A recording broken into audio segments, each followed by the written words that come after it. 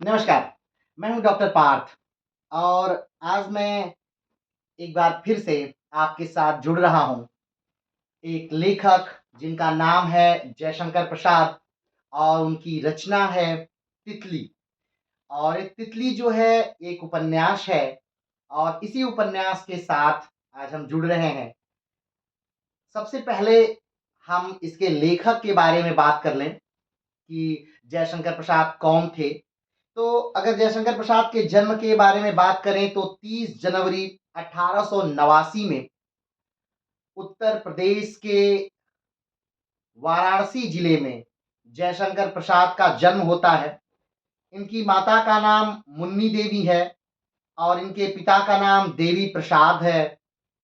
इनके पुत्र की बात करें तो इनके मात्र एक पुत्र था जिसका नाम रत्न शंकर था और ये पुत्र जो था वो कमला देवी से था। इनकी मृत्यु की बात करें तो 15 नवंबर 1937 को वाराणसी में जयशंकर प्रसाद की मृत्यु हुई थी। जयशंकर प्रसाद ने अपने जीवन में 3 विवाह किया। उनकी पहली पत्नी विंध्यवासिनी देवी, उनकी दूसरी पत्नी सरस्वती देवी और उनकी तीसरी पत्नी कमला देवी थी। लेकिन टीबी के कारण इन तीनों पत्नियों का असमय ही मृत्यु हो गई। जयशंकर प्रसाद के प्रथम शिक्षक के बारे में हम बात करें तो उनके प्रथम शिक्षक थे मोहिनी लाल गुप्त, जो एक कवि थे। अगर हम इनके शौक के बारे में बात करें तो इनका प्रमुख शौक था शतरंज खेलना, इन्हें बहुत पसंद था। इनकी मृत्यु 47 वर्ष की उम्र में हो गई। ये प्रशुमन काल के एक महत्वपूर्ण लेखक थे। अगर हम प्रशुमन काल की बात करें तो प्रशुमन काल में सुमित्रानंदन पंत आते हैं, महादेवी वर्मा आती हैं, सूर्यकांत त्रिपाठी निराला आते हैं और जयशंकर प्रसाद आते हैं। इनके पिताजी की असमय मृत्यु हो गई जब ये बहुत छोटे थे, यानी 11 साल माँ के थे मात्र। और जब इनकी उम्र 15 साल हुई तो इनकी माँ की भी मृत्यु हो गई। इनका पूरा खर्चा, इनकी देख-रेख, इनकी पढ़ाई, इनके जो बड़े भाई थे शंभूनाथ जी, उन्होंने चलाई। लेकिन जब ये मात्र 17 वर्ष के ही थे, तब इनके बड़े भाई शंभूनाथ जी का भी निधन हो गया।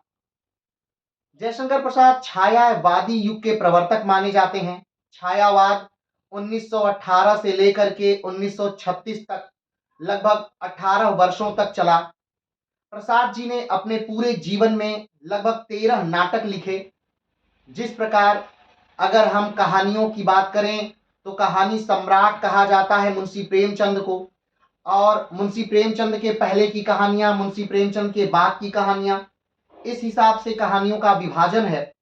उसी प्रकार अगर हम जब प्रसाद जी की बातें करते हैं तो प्रसाद जी के पहले के नाटक और प्रसाद जी के बाद के नाटकों में विभाजन है। प्रसाद जी ने अपने जीवन में 13 नाटक लिखे, जिनमें चंद्रगुप्त, स्कंदगुप्त, अजातशत्रु, ध्रुवस्वामिनी, विशाखदत्त, राजश्री, कामना, जन्मेजय का राजसू यज्ञ, करुणालय, एक घूंट, सज्जन और प्रायश्चित था। इन्होंने अपने समय में बेहतरीन काव्य की रचना की। अगर देखा जाए तो एक ऐसा व्यक्ति जिसने बेहतरीन काव्य भी लिखा, जिसने बेहतरीन उपन्यास भी लिखे और जिसने बेहतरीन कहानियां भी लिखी, वो जयशंकर प्रसाद थे। इनके प्रमुख काव्य जो है वो कामायनी, झरना, लहर, आंसू, कानन कुसुम, महाराणा का महत्व इत्यादि हैं। इनकी कहानियां जो प्रमुख है वो प्रतिध्वनि, छाया, इंद्रजाल, आकाशदीप, आंधी और 69 कहानियां इन्होंने लिखी। लेकिन उपन्यास के क्षेत्र में इनका हाथ थोड़ा कम रहा।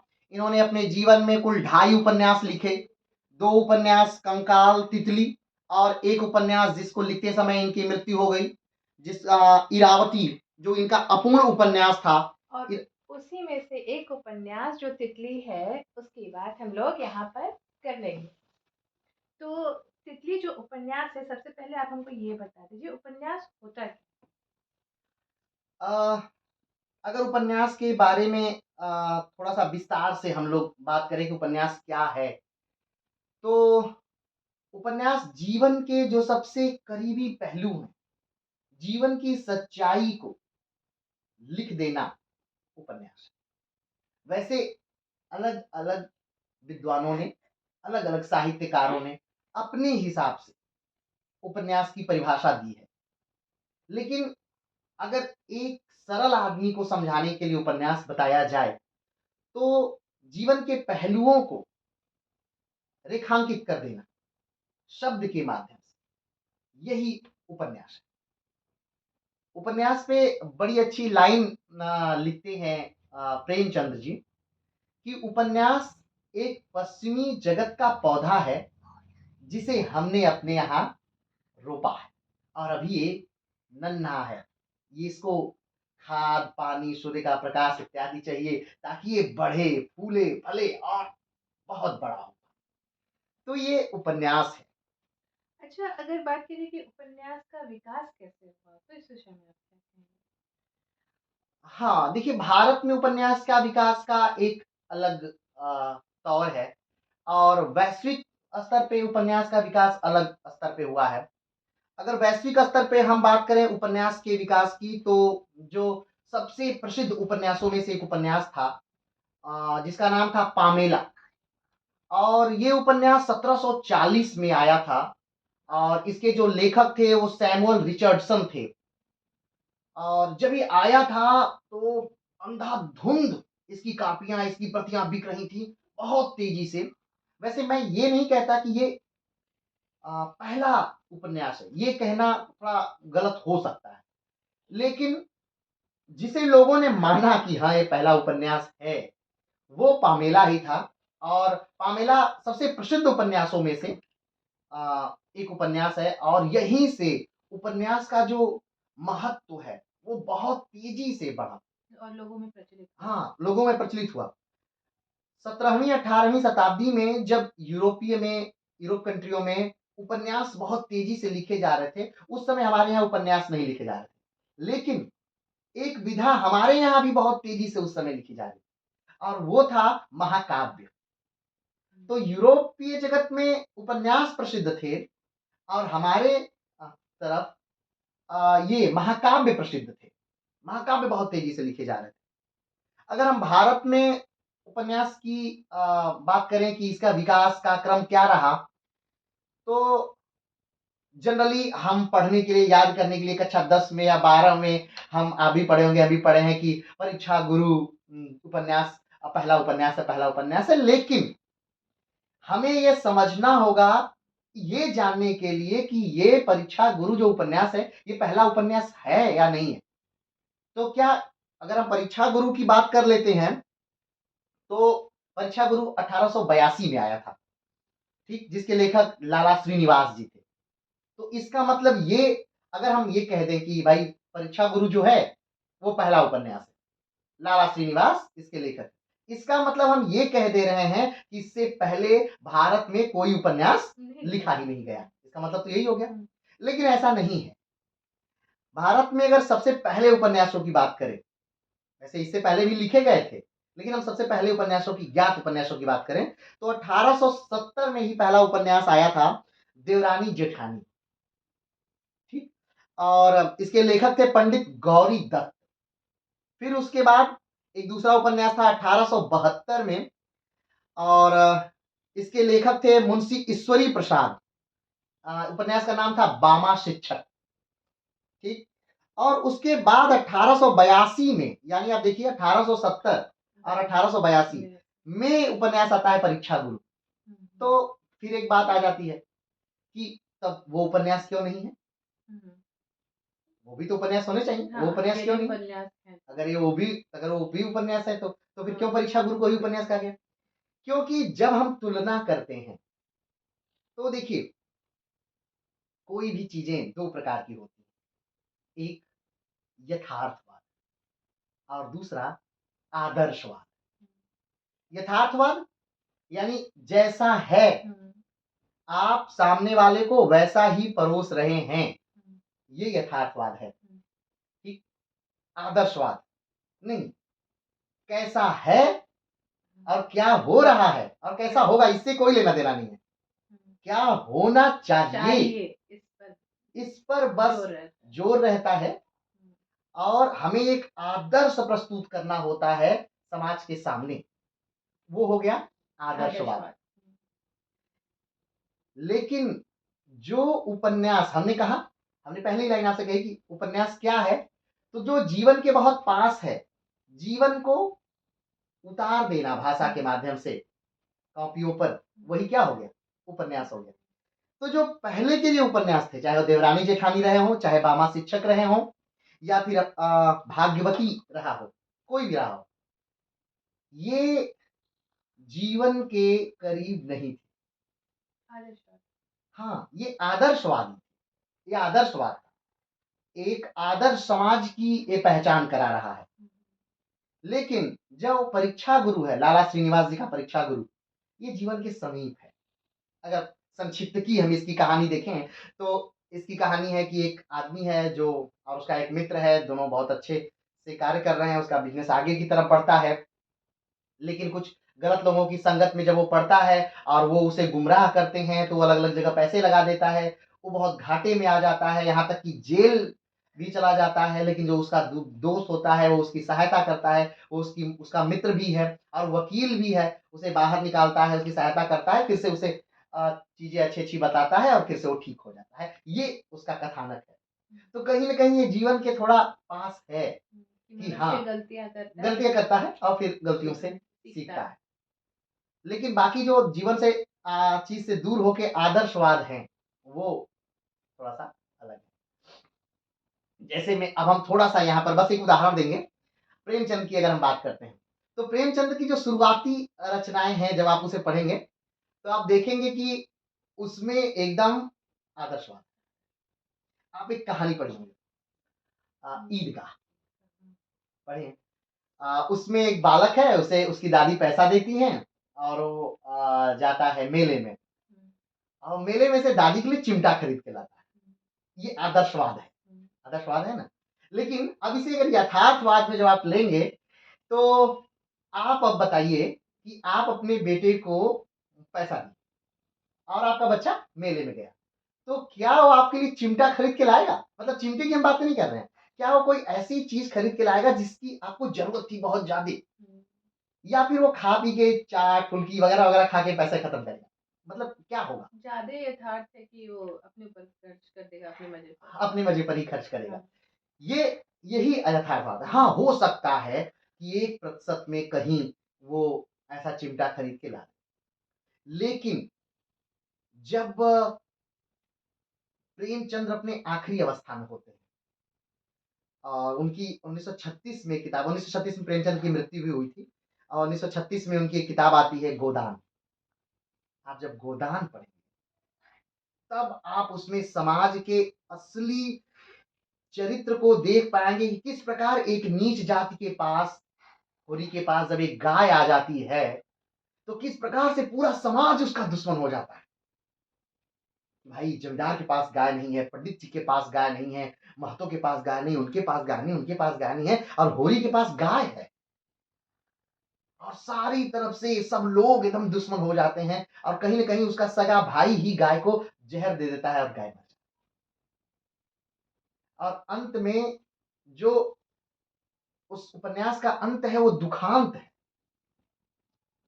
तो ये जीवन के आदमी शुरू में धीरे-धीरे प्रेमचंद जीवन के करीब जाते चले गए, करीब चलते चले गए, करीब चलते चले गए। वो ईदगाह वाला बालक कहीं चला गया।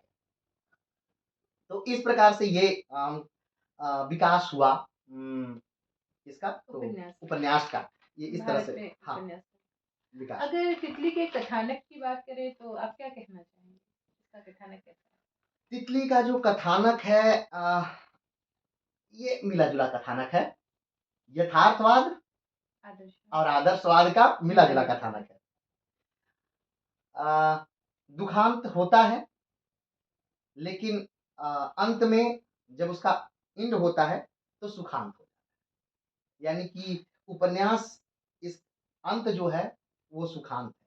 यानी जिसे कि हम लोग कहते हैं हैप्पी एंडिंग, तो हैप्पी एंडिंग ही होती है। अगर हम इसकी बात करें तो इसमें जो मुख्य पात्र है वो तितली है। इसकी नायिका जिसके नाम पर इस किताब का नाम रखा गया है, तितली है। और एक रामनाथ नाम के आदमी हैं, जिन्होंने तितली का पालन-पोषण किया है, यानी प्रतिपालक पिता हैं, वो असली तितली के पिता नहीं हैं। एक बार अकाल पड़ा था, घनघोर अकाल पड़ा था, उसमें रामनाथ को तितली मिली थी तो रामनाथ ने तितली को गोद ले लिया था, तभी से तितली का पालन पोषण रामनाथ करते आए थे। सबसे इम्पोर्टेंट बात कि रामनाथ एक शिक्षिता थी और बहुत ज़्यादा शिक्षिता, और उन्होंने इस तितली को पढ़ाया है, लिखाया है, और कभी वो एक आंदोलनकारी रहे हैं, बेहतरीन आंदोलनकारी रहे हैं किसी ज़माने में। हाँ, लेकिन अब उम्र के साथ वो उनकी चीज़ें समा गई हैं, ठंडी पड़ गई हैं। एक लड़का है जो नायक है इस तितली का, जिसका नाम मधुबन है। मधुबन एक जमींदार का लड़का है, लेकिन उसकी जमींदारी या उनके पापाओं की जमींदारी जो थी वो कभी थी, वर्तमान समय में नहीं। हाँ, कभी थी। तो वही, लेकिन अब वो वर्तमान समय में जीने खाने के लिए संघर्ष कर रहा है, खेती करता है, मज़दूरी करता है, और कहीं न कहीं रामनाथ का वो शिष्य है, रामनाथ से पढ़ता है। और सबसे ख़ास बात कि तितली को पसंद करता है, और तितली भी जो है वो मधुबन को पसंद करती है, दोनों एक-दूसरे को पसंद करते हैं। अब रामनाथ जो हैं, अब देखिए इस तितली की सबसे ख़ास बात कि ऐसा नहीं है कि सिर्फ़ एक कहानी इसमें चल रही है। तितली में एक साथ कई कहानियाँ चल रही हैं। एक तो चल गया कि मधुबन और तितली का प्रेम प्रसंग चल रहा है, इनके जीवन के उतार-चढ़ाव इसमें आएँगे। और दूसरी जो है वो एक इंद्रदेव हैं, जो जमींदार हैं, और दूसरी एक लड़की है सैला, जिसको इंद्रदेव इंग्लैंड से लेकर के आए हैं। क्योंकि जो सैला की माँ थी, वो कभी इंडिया में रहती थी, और इंडिया में उसका काफ़ी वर्चस्व था, और वो ये बात लेकिन सैला को नहीं पता थी। सैला इंग्लैंड से घूमने के लिए इनके साथ, इंद्रदेव के साथ आई, और धीरे-धीरे उसे बात पता चली कि ये तो मेरी जगह थी, यहाँ मेरी माँ रही है, मेरे पिता रहे हैं, वगैरह-वगैरह सारी चीज़ें पता चलती। तो एक तरफ इंद्रदेव और सैला की जीवन के उतार-चढ़ाव इसमें चलते हैं, और एक तरफ मधुबन और तितली के जीवन के उतार-चढ़ाव चलते हैं। तो इसमें 2 कहानियाँ एक साथ चल रही हैं, और दोनों का अंतिम में क्या हो जाता है, सुखांत होता है। तो कहानी इस प्रकार है कि जो रामनाथ हैं, वो शादी कर देते हैं, तितली की मधुबन से शादी कर देते हैं, और दोनों खुशी-खुशी रहने लगते हैं। लेकिन जो मधुबन की अ, दीदी है, बहन है, विधवा बहन है, वो चाहती है कि मेरे भाई की शादी, जब वो अभी भी अपने आप को जमींदार मानती है, मेरा खून जमींदार है, मैं जमींदार हूँ, मेरा ऊँचा घराना है, वगैरह-वगैरह बहुत सारी चीज़ें। तो चाहती है कि नहीं, मेरे भाई की शादी ऐसे नहीं होनी चाहिए थी, मेरे भाई की शादी तो किसी दूसरे बड़े घराने की लड़की से होनी चाहिए थी, ये सही नहीं। तो चलिए, फिर भी किसी तरह शादी हो जाती है, और रामनाथ अपने दम पे शादी दोनों की करवा देते हैं। शादी करवा के रामनाथ यात्रा पे चले जाते हैं, यानी काशी चले जाते हैं। ठीक। अब इधर जो इंद्रदेव हैं, वो प्रेम करते हैं सैला से, सैला भी प्रेम करती है इंद्रदेव से, लेकिन दोनों एक दूसरे को कह नहीं पाते। और इंद्रदेव जो हैं वो असमंजस में हैं कि मैं तितली से शादी कर, तितली हाँ, तितली तो मधुबन की हाँ, पत्नी है। हाँ, लेकिन उनके मन में तितली के लिए मोह है, कहीं न कहीं मोह है, क्योंकि कई बार बातें चली थी उनकी कि तितली से आपका विवाह हो जाए, तितली से विवाह हो जाए। तो कहीं न कहीं मोह है, कर लूँ या सैला से कर लूँ, या एक और लड़की है जो कि इंद्रदेव की माँ को देखने के लिए आती है, डॉक्टर है, नर्स है, उससे कर लूँ, और ज़्यादा अफ़रा-तफ़री में उनका मन है। और शैला जब इंडिया आ गई है, तो ये अपने में व्यस्त हो गई है, अपनी चीज़ों को सँजोने में। फिर यहाँ मेरी माँ थी, यहाँ मेरी माँ का किला था, मेरी माँ का महल था, मेरे पिता थे, तो वो अपनी चीज़ों को पता करने में ही, इनसे पूछना, उनसे मिलना, उनसे पूछना, उनसे मिलना, सारी चीज़ों को धीरे-धीरे कर रही है। और इंद्रदेव भी उन चीज़ों के जंजालों में फँसते जा रहे हैं। जैसे कि जहाँ ज़्यादा संपत्ति होती है, वहाँ लालच ज़्यादा, लोगों की गिद्ध दृष्टियाँ ज़्यादा हैं। तो इंद्रदेव देख रहे हैं कि उनकी अपनी सगी बहन, इंद्रदेव की सगी बहन चाहती है कि संपत्ति मुझे मिले। माँ, ये संपत्ति, इंद्रदेव की जो माँ है, वो चाहती है कि माँ मुझे सारी संपत्ति दे। और इंद्रदेव सारी बातों को बड़ी गौर से देख रहे हैं। और एक दिन ऐसा आता है कि इंद्रदेव सब कुछ छोड़ सब कुछ छोड़ कर चले जाते हैं। और अपनी बैरिस्ट्री की पढ़ाई उन्होंने की थी, और बैरिस्ट्री अपना शुरू कर दे वकालत शुरू कर देते हैं, और सारी चीज़ें, सारी जायदाद वो लिख देते हैं अपनी। तो यहाँ एक तरह से त्याग देखने को मिलता है। ये बड़ी बात है, क्योंकि पूरी ज़मींदारी लिखना अपने आप में बढ़ा है। फिर यहाँ पर अब मधुबन के साथ क्या हो रहा है, तो मधुबन जो है ये हमेशा गलत का विरोध करने वाले आदमी हैं और कहीं न कहीं अपने समाज में जो गलत हो रहा है उसका विरोध करते हैं। इनकी लड़ाई हो जाती है, ये कुछ लोगों को मार देते हैं और मार करके भाग जाते हैं। पुलिस इनकी तलाश में है। अब इनकी जो बहन है राजकुमारी, मधुबन की विधवा बहन जो है, वो महंत से सहायता माँगने जाती है कि मेरे भाई को बचा लीजिए महंत जी। और महंत उनकी बहन से ज़बरदस्ती करने का प्रयास करता है। अब वहीं पर कहीं न कहीं मधुबन था। मधुबन क्या था? वहीं पे कहीं छिपा हुआ था, अपने बहन के साथ ही आया था, तो छिपा हुआ था। अब मधुबन आकर के महंत को मार और महंत का धन लेकर वहाँ से भाग जाता है। बहन उसकी चली जाती है।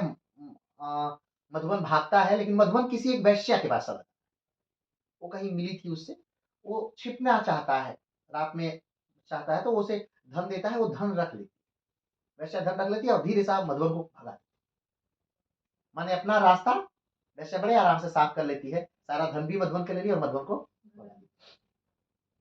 अब मधुबन आ गए कलकत्ता में और वहां पे मधुबन फिर बुराइयों को कहीं न कहीं देख रहे हैं और मधुबन फिर से उनका विरोध करना शुरू कर। तो ये अब कई साल की घटना हो गई, कई साल बीत गए इधर, लेकिन तितली अभी भी मधुबन का क्या कर रही है? इंतजार। लेकिन तितली मधुबन का सिर्फ इंतजार ही नहीं की, तितली इस दौरान अपने सारी चीजों को समेटा। उसने उसने एक स्कूल खोला और अपने आप को वहां के समाज में एक ताकतवर महिला के तौर पर स्थापित कर। लोग अब वहां तितली का दबदबा है, वहां लोग तितली की वैल्यू करते हैं। तो अब ये वहीं पे आ गए, कहाँ पर मधुबन भाग करके आ गए हैं कलकत्ता में और वहां पे रिक्शा खींच रहे हैं। मधुबन जो है वो रिक्शा खींच रहे हैं और एक दिन कलकत्ते में मेला लगा हुआ है, रिक्शा खींच रहे हैं और उन्होंने देखा कि दो पिए हुए लोग उनके रिक्शे पे आकर बैठे और उन्होंने खींचने के लिए कहा और गलती से मधुबन ने देखा कि ये तो वही वेश्या है। कौन वेश्या? जिसने पैसा लेकर भगा दिया, और ये तो वही महंत है जिसके मर्डर के इल्जाम में वो भागते फिर रहे। तो उन्हें बहुत ग्लानि हुई और वहीं पर मारपीट शुरू हो गई। तब तक पुलिस आई और पुलिस पहले से ही उनको ढूंढ रही है और ले आके जेल में बंद कर देती है। कई साल मधुबन फिर जेल में बिताते हैं। जेल से जब छूटते हैं मधुबन, तो उनका एक पुराना कोई मित्र मिल जाता है जो मधुबन को जानता है और वो फिर से आकर के मधुबन के साथ कहता है कि मैं तुम्हें नौकरी दे दे रहा हूँ। एक मेला लगा है, उसी मेले में नौकरी दे देता है चौकीदारी का। और जब चौकीदारी कर रहा है मधुबन, तो मधुबन देखता है कि जितने गांव के बुरे से बुरे लोग थे वो सब यहीं पर बैठे। वो वैश्या, वो महंत, वो बुरा, वो बुरा, सब वहीं बैठे और वो ये सब देख नहीं पाता और वहां से बाहर। लेकिन जो वो निकलता है तो उसे पता चलता है कि हाथियों ने वहां भगदड़ मचा, वहां आग लग गई और सारे के सारे लोग जल करके दब गए। मधुबन को राहत मिलती है, खुशी भी होती है और मधुबन अब सोच रहा है कि मेरी तितली कैसे, और वो तितली को याद करता हुआ रात के अंधेरे में आ रहा है, घर के बाहर खड़ा है, रात के ज्यादा समय हो रहा है और तब तक तितली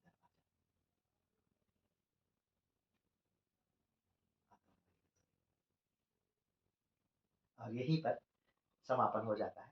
हाँ, एक बात और कि मधुबन का अपना एक पुत्र है जो तितली के साथ ही रहता था।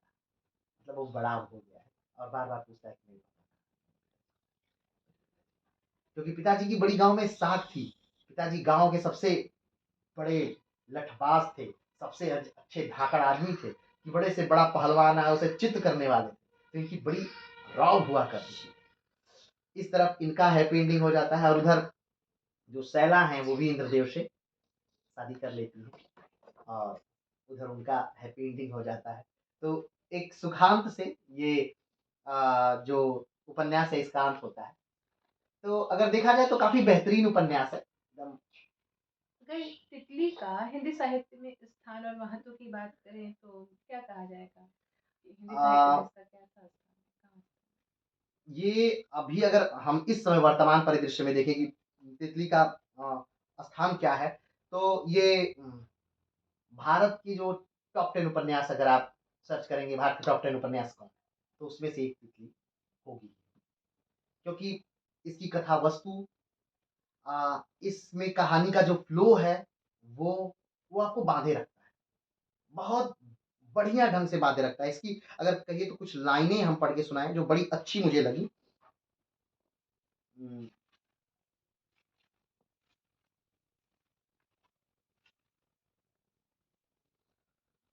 हाँ, बस कुछ लाइनें हैं।